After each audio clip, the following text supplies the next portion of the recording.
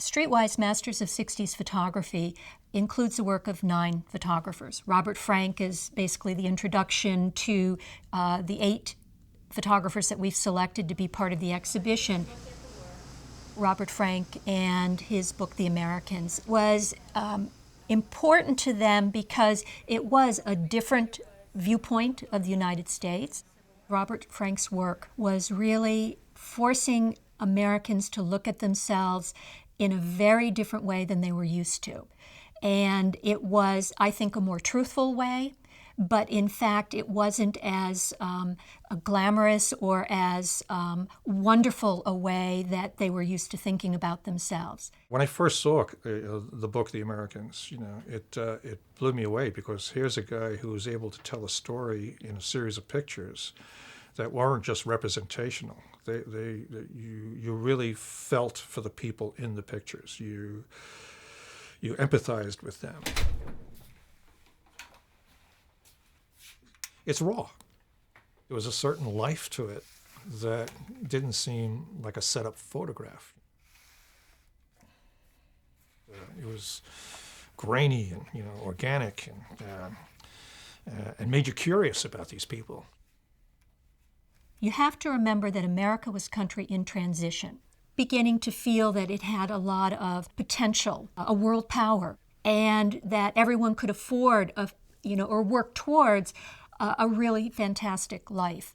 But in fact, the reality was a little bit closer to what Robert Frank was showing, that we were a country that was segregated, that was certainly not just racially segregated, but segregated by class as well. He was trying to convey his impressions of this great country in the simple man-on-the-street terms. And you could almost say, I know how that guy feels. Looking at that photograph, oh, I know that feeling. That was the difference between photojournalism, which was more story-oriented, and Robert's work. The term snapshot aesthetic is often used in reference to Robert Frank's work in The Americans. And it really references this idea that it felt informal.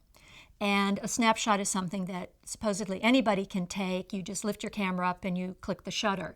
And his work had that kind of feeling, but it really was far more than just the snapshot. It was very deliberate. He was fully aware of what he was photographing. He was making those choices very consciously.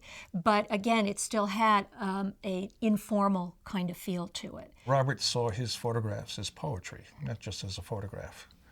And poems are not really black and white statements. You look at a photograph in Time, Life, Newsweek, the magazines, they were like illustrations and, very clear what was going on.